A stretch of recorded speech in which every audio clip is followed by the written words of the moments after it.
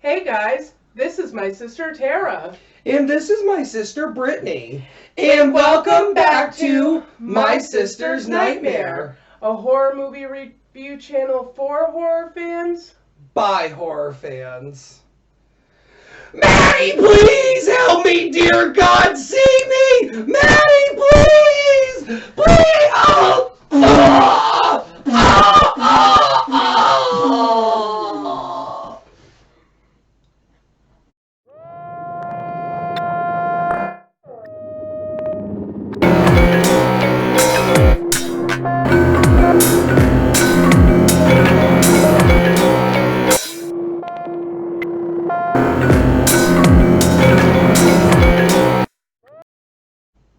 Welcome back, friends, to another horror review. In our next installment in Home Invasion Horror Month, we have chosen Hush, released in 2016. not to be confused with the movie from the 90s with Jessica Lange and Gwyneth Paltrow. Mm-mm. This one's a Netflix original, right? It is. And something that I like about this movie is it was made for $1 million, which in today's day and age is not the biggest budget, but good tight little movie for its budget. I love this movie. I remember the first time I watched it, and I've watched it a million times since. I remember the first time I watched it as well. I saw it a couple times when it first came out, and I just remembered that I was really impressed with the acting and everything. But I had since haven't watched it in years until recently for this review, so there were some good twists and turns in there that I didn't remember. Like you said, it's a nice tight movie. They buttoned it up really well. Not really any criticism. No. The movie stars John Gallagher Jr. as the Man, or the Masked Killer, Kate Siegel as Maddie Young, and Michael... Bear with me on this one, guys. Michael Trucco as John Stanley. I hope I said that correctly.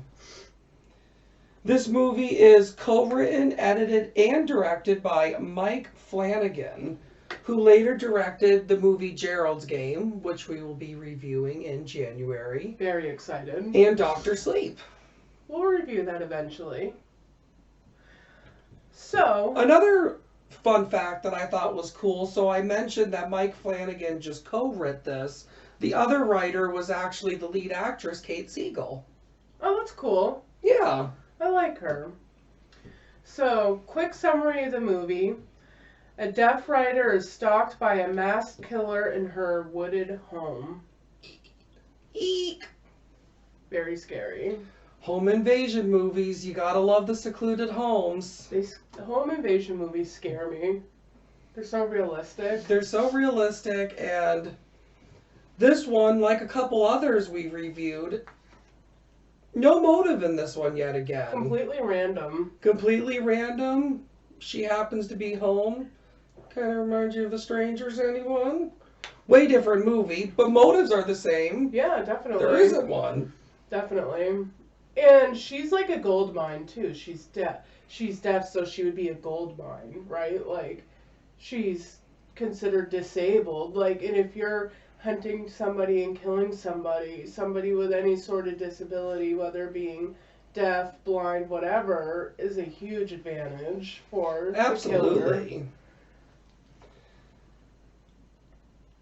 So in the beginning of the movie, it starts out with our lead actress. Character is, like we said, her name is Maddie. She is a horror author who has recently published her first book, which became a big success, and is currently in the process of writing the follow-up to it. The movie starts with her cooking herself a meal at home. She burns it. She does burn it. Well, so she's talking with her neighbor via the computer because I think, as we mentioned, she's deaf and mute due to getting bacterial meningitis at the age of 13, which we find out from reading the back of her book. So her neighbor comes over. Her neighbor read her book, tells her how much she loves it, how much she loved the characters and how great the ending was, that she never could have guessed how it ended. And even though they're neighbors, I feel like they're slowly becoming friends too. Like this neighbor's trying to learn sign language to help better communicate. Like it's just a cute little friendship for two people living in a secluded area. Yeah. Because this is her neighbor, but we don't really see the neighbor's house, so we know it's a bit of a distance away. Yeah. We find out, while the friend's there, like Brittany said, the dinner gets burned, and Maddie's fire alarm goes off, which because she's deaf, she has like a super powered fire alarm. So that way she can hear the vibrations if she happens to be sleeping. She can hear the vibrations and it strobes. Which comes into play later. We find out she's going through a breakup. It's been about a year since it's happened. You get the idea that she's kind of having a hard time with it still. She goes to FaceTime him and it rings like twice and she quickly stops it before he answers, but he tries to FaceTime her right back, starts sending her text messages. Like you get the vibe, and he also texted her in like the very opening of the movie too. Yeah. So you kind of get the vibe that he's wanting to talk to her. I don't think she's quite ready. She wants to, but she's doesn't. Not there. Anybody who's been through a breakup knows how that is. It's so back and forth for a little bit. So eventually Maddie starts cleaning up the burnt dinner that she tried to make. I hate it when that happens. It happens, sucks. And, very scary moment, while she's cleaning up this dinner, she kind of has her head turned, scraping stuff into the trash. And that's when her friend that had just visited her a little while ago comes banging on the door.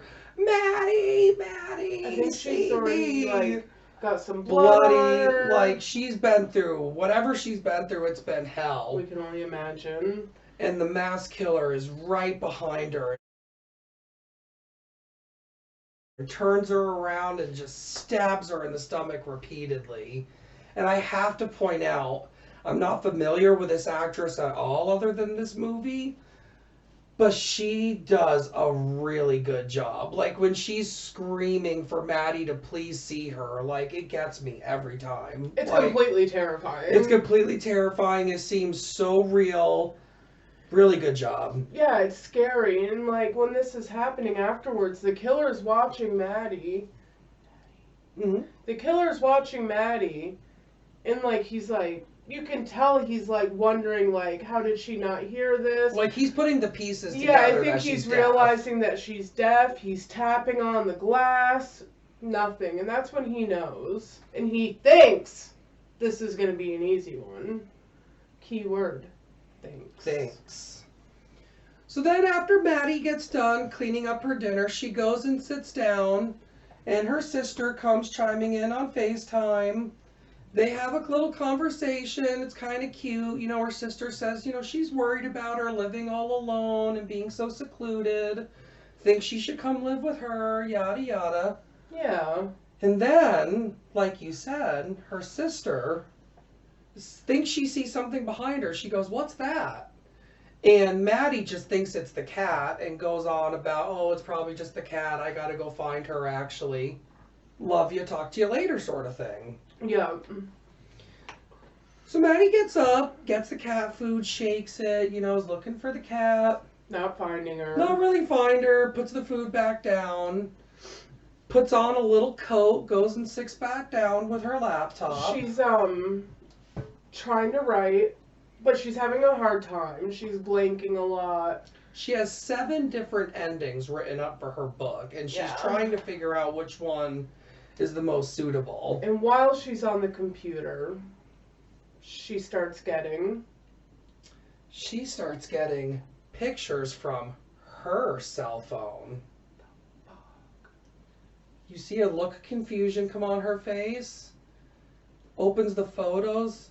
It's her, just moments later, looking for the cat. Looking for the cat. Another one comes through. It's her hunched over, looking at the computer, looking at the picture of her, looking for the cat.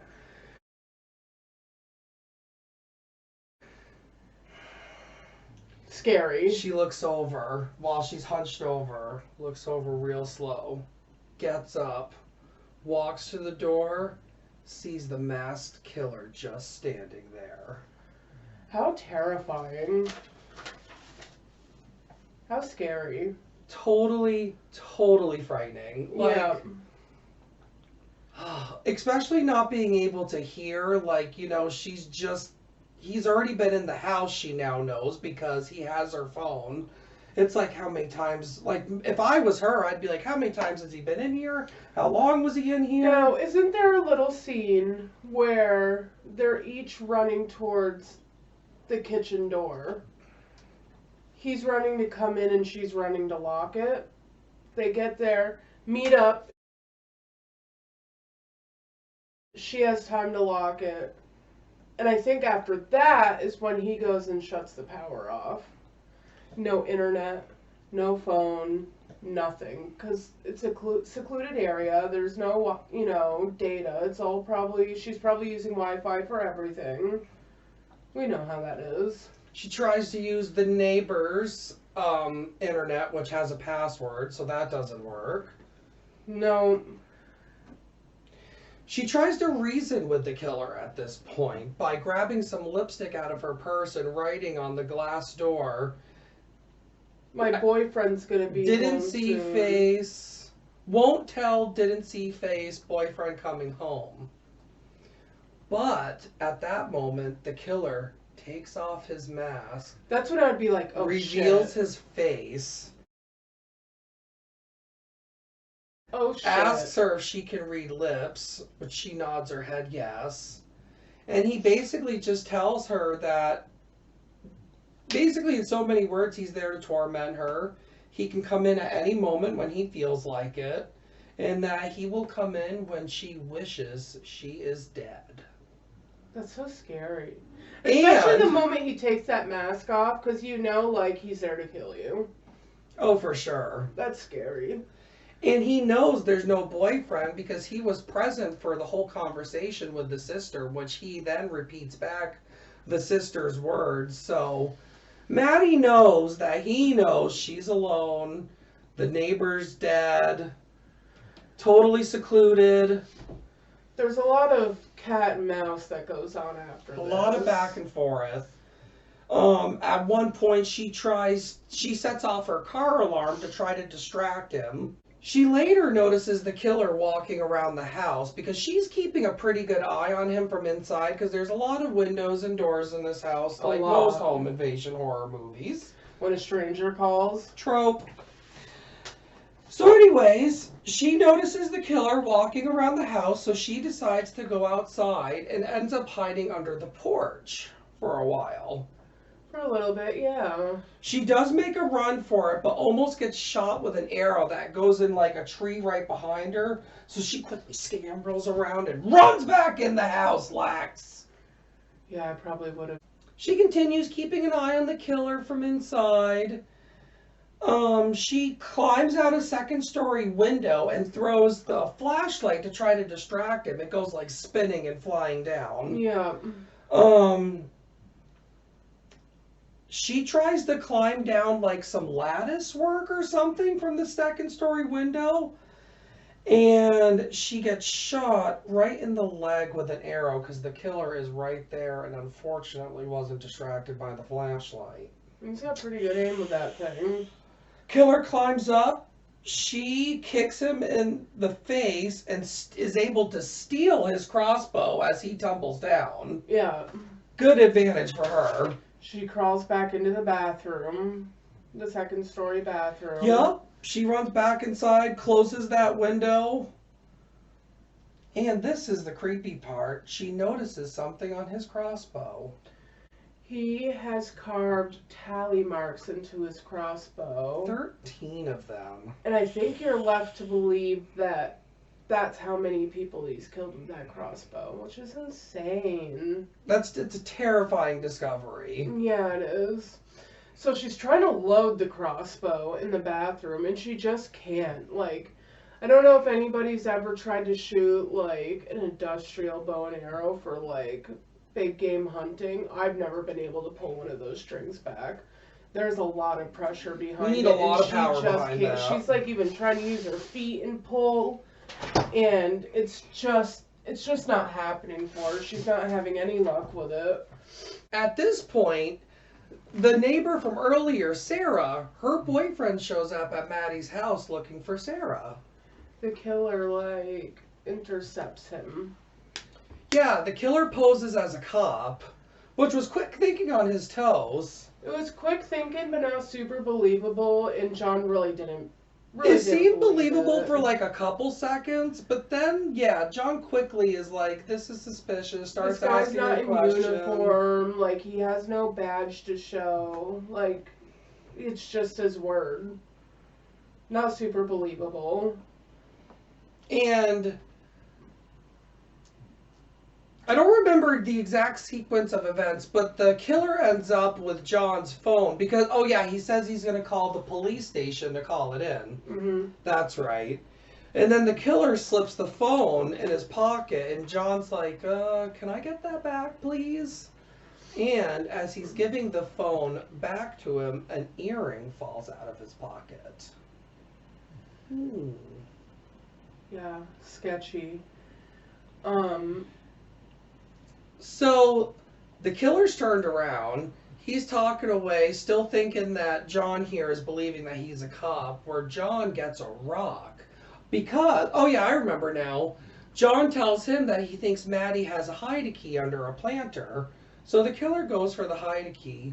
John picks up a rock, slowly walking behind the killer.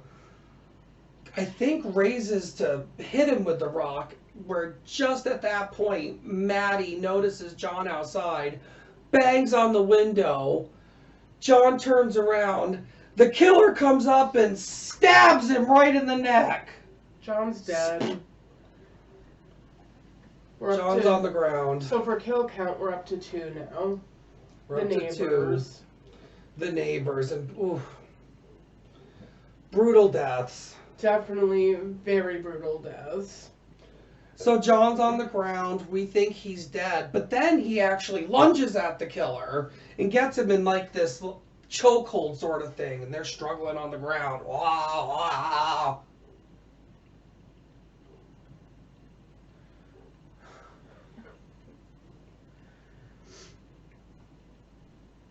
John lunges at the killer, puts him in a chokehold. Unfortunately, though, John bleeds out and does die before the killer chokes to death. Yeah. Maddie's still inside at this point. At this point, there's a lot of inner dialogue she's having. She knows she can't run. She knows she can't wait. And you can hear this inner dialogue. So she knows she can't hide, she can't run, and she can't wait.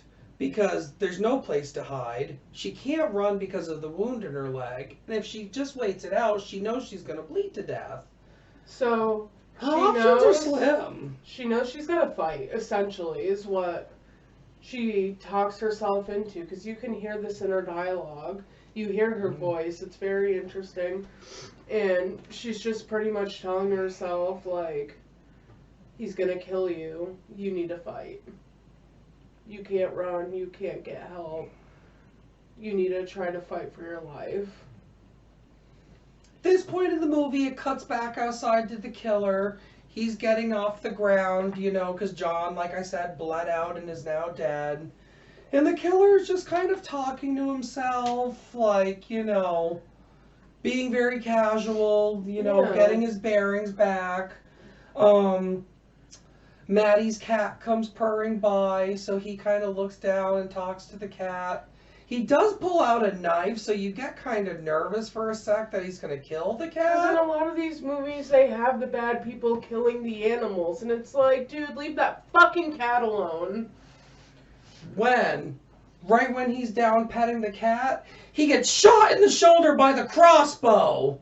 Maddie was able to load it. And it doesn't show her doing that, I don't believe. No, she just must be able, because she tries and tries throughout the time that she has the crossbow to do it. So I think she just didn't give up. Not gave up, yeah. Maddie shoots him in the shoulder, goes running inside, reaches for an arrow on the porch, but unfortunately the killer comes up and slams her hand right in the door, and then like curb stomps her hand downwards with his foot.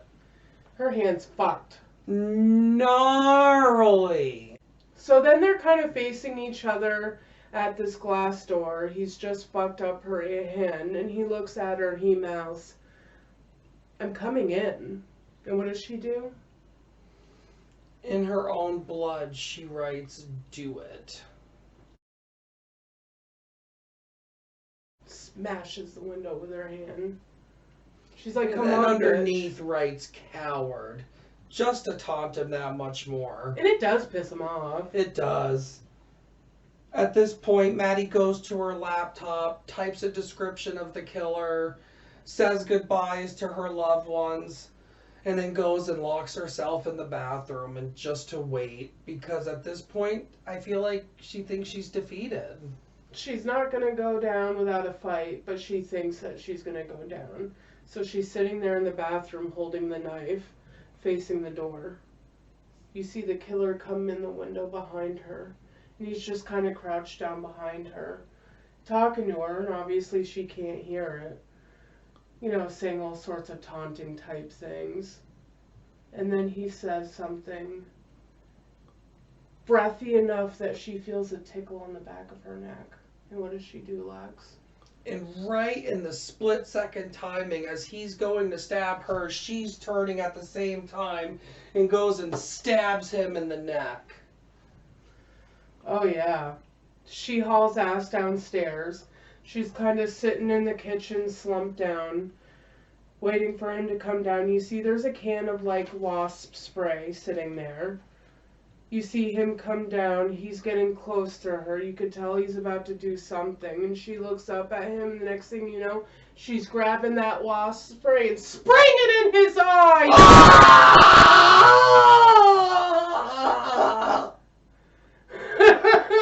He calls her the C word. He does. And you know that shit had to have fucking hurt. He's on top of her. They're struggling. It's, you know, that typical cliche horror stuff. It's going down. Ooh. Oh, I'm dizzy as shit. She's starting to go out, guys. She's seeing flashes of her family and her loved ones as she's starting to black out. And right as she's almost going out, what does her hand reach? The corkscrew.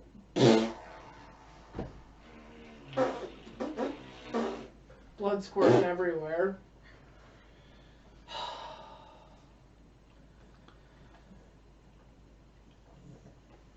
At this point, she calls 911 on her phone, stumbles out to the front porch, sits down. Kitty comes up, sits next to her. The cat's not dead. I was so happy. You see blue lights coming in the background, and Maddie just sits there with a smile on her face. The end. Oh, what a ride, guys! I like that movie, so I feel like he really thought that she was going to be an easy one once she found out she was deaf. Being deaf is totally not a disability, and she... Deaf and mute. Like, you can't scream or make sounds, or... But the only sounds you can make is with, like, your physical body. But he got his shit fucking rocked. Like, she did not go down. She fought, and she messed up pretty bad, and she still took his ass down, so... She did. This is a badass movie, guys. It's just under an hour and a half, not super long. Good pacing, doesn't take long to get into the storyline. Not at all. And once it gets into it, it's just boom, boom, boom, boom. It's very small, tight cast. Yeah, not a huge dialogue in the movie. Like, there's not a ton of, because Maddie doesn't talk. Which always leaves me to wonder, as far as being an actor goes, I don't know this for sure, but I would think that having no lines is almost kind of a blessing You can because focus so much more on your physical on what you're acting. doing. Like, you're not worried about memorizing lines. You're just Right. trying to act out the scenario. So I find it very interesting, and I think Kate Siegel, who later did other stuff with Netflix, Haunting of Hill Hill House, House. which I loved. A show called Midnight Mass, which I have not seen, but funny enough, Me neither. Midnight Mass was the name of Maddie's book in the movie Hush that she had Oh, published. really? Neat. Yeah, Want to get into ratings? sure. So, this movie had really good ratings. It did. IMDb gave it a 6.6.